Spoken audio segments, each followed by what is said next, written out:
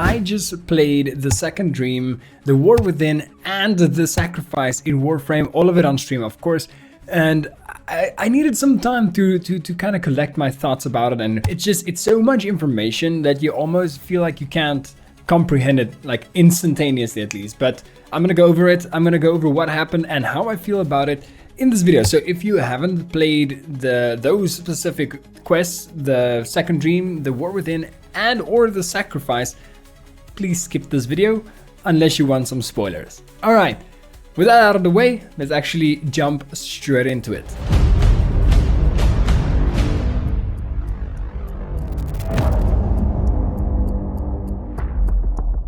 Right, so let's start with the Second Dream. What happened in it? Okay, so first of all, you meet somebody called the Stalker. He is allied with somebody else called Hanhao, who is basically a sentient set out to destroy all Tenno. And in that mission, while you're fighting the Stalker and learning more about Hanhao and the Stalker, something else happens.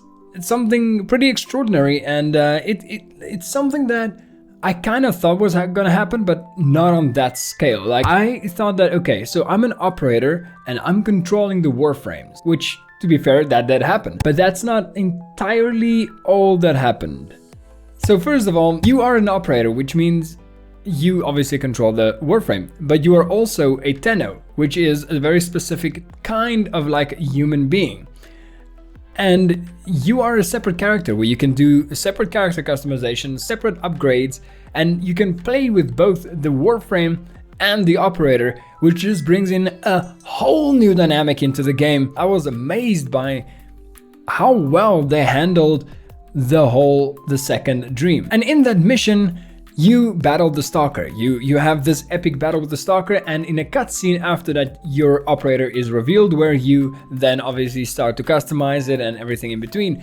And that concludes kind of the Second Dream. That's like a very short version of the Second Dream. And that was the start. I mean, when I finished that mission, my first instinct and thought was, wow, what is gonna happen next? This is kind of insane. And I mean, it was, to be frank, it's the more I play the game, the crazier it gets. It's just, I can't like imagine to tell somebody that, you know, this is a free-to-play game, and it just does the whole quest thing perfectly. The writers, I want to commend all the writers at Warframe, or DE, actually, Digital Extremes, for those of you guys that don't know, who is the game developers behind Warframe. Just absolutely fantastic job. I want to say I give that quest a solid like 8 out of 10. That was amazing. It introduces you as a character, and just it feels like you're just starting to play the game when you're doing the Second Dream, which is just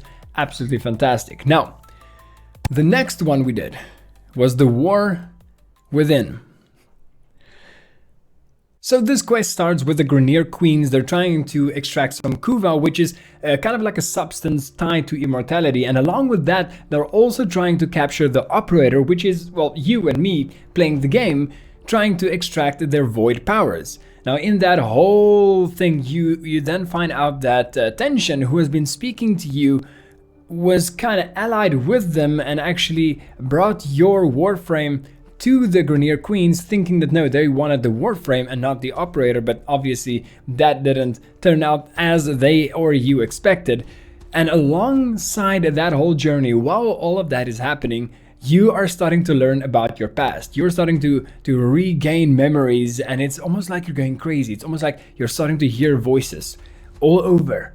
The voices just comes and goes all over, and you start to learn more about Margulis and Ballas, even somewhat, who I will be getting into a little bit later.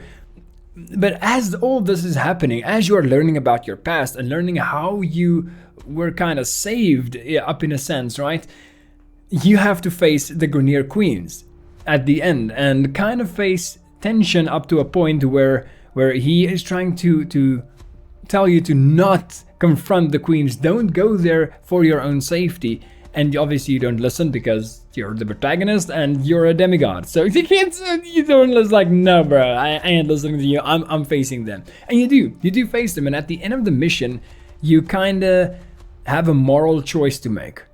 Are you gonna end her, the one queen, or Are you gonna save? Have mercy? What's happening, right? And then you can decide what you can do with the kuva that was on the staff of the Grenier Queen. I made the choice, personally, to end it. I mean, son of a bitch tried to capture me and take my powers. Obviously, I'm gonna end it. It just feels like the necessary thing to do there, and I drank the kuva because of... well, it's probably not a good reason, but I was dared to do it in the chat. So I was like, fair enough, boom. Kuva drank, and that was it. Now, as far as I know, the choices you make kind of changes the narrative of the game, and things might happen because of choices that you made, but it doesn't like affect the actual gameplay, which I like. I mean, that's amazing, right? That's absolutely amazing. Overall, though, for the mission and for the quest itself, the War Within, you learn a lot about yourself. You get all these new powers like the Void Dash and the Void Beam and stuff like that. You can like turn invisible, which is crazy. Just a thing you can turn invisible, but other Warframes and like similar beings can see you still. So you can turn invisible for like normal enemies, but not for everybody. Okay. Wow, that mission was amazing. That quest was amazing. You learn so much, and it feels so empowering. It feels like you're starting to build a connection with the operator, or with the Tenno actually, right? And you're starting to feel like you are the Tenno, and you are this powerful being, and your story is being told, and it's being told to you at the same time as being told to everybody around you. And it's just it's beginning to feel like a journey, right? It's beginning to feel like, wow, Digital Extremes knew what they were doing, and they're taking me places where I didn't know you can go with a free-to-play game. So it's just absolutely fantastic. That is a solid 8.5 out of 10 quest. Well done, Digital Extremes. And then, last but not least, the sacrifice. I wasn't ready for that shit. I was warned, but I wasn't ready. So in this quest, the sacrifice, you meet Umbra Excalibur, or Excalibur Umbra, which is one of the, I don't know, old, or maybe one of the first, I don't know, Warframes or something. At least one of the oldest, right? But this one is a bit different. He kind of has sentience. And you also learn a little bit more about a very high-ranking Archon named Ballas, who created these Warframes. And you start to learn how they were created, and that's where the morals kind of come into play. You get to a point where you see from Excalibur Umbra's side, or Umbra Excalibur's side, how he was turned into a Warframe. A little bit by a little bit by a little bit, you start to explore the depths, and you start to see the tragic way where Ballas, he experimented on him. He kind of poisoned him with infestations and corrupted his mind, and at the end of the day tried to create this war zombie fighter, you know, this whole, I can almost say legion, right? But things start to backfire because you start to build that connection with the Warframes, and you start to build the connection with like how they were made and how you can help them. And at some point in the mission, or in the quest at least, you gain a connection with Excalibur Umbra, because this whole quest through, you're kind of chasing after him, trying to figure out what actually happened. What happened to you, Excalibur? What happened to you?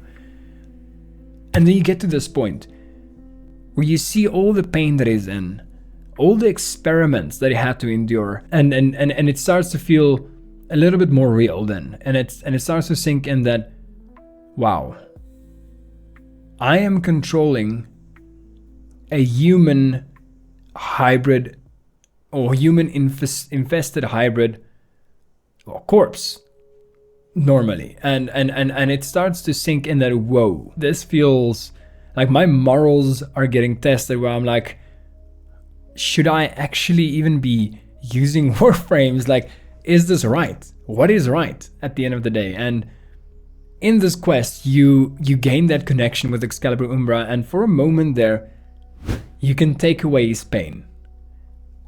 And at that moment, I was like,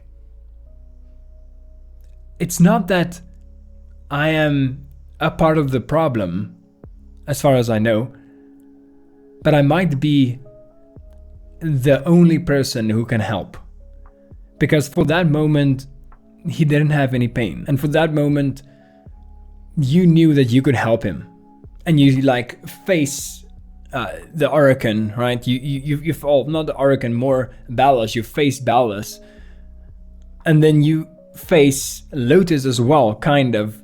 But she doesn't look the same. This isn't Space Mom that you're used to. She is, I don't know, a sentient creature. Along with like a whole legion of sentient creatures behind her. And she's just like, this is who I am. And then she goes away. And at that point, you as an operator, you're like, why? What's happening? Where are you, Lotus? Well, as they call her, the Lotus, because she's effectively your space mom, right? She is there to guide you. And now it's your turn to help her. That's where I am right now. This quest made me feel somewhat emotional for a brief moment there. It's like this quest, it really hit me in the feels. I have to say. But at the end of the day, I have more connection with the Warframes, more connection with the operator, or the Tenno at least, and I'm starting to understand more of the game and of the lore and of the story that they're trying to tell you, and it's just, it's amazing. It's amazing. This was a 9.5 out of 10 for me.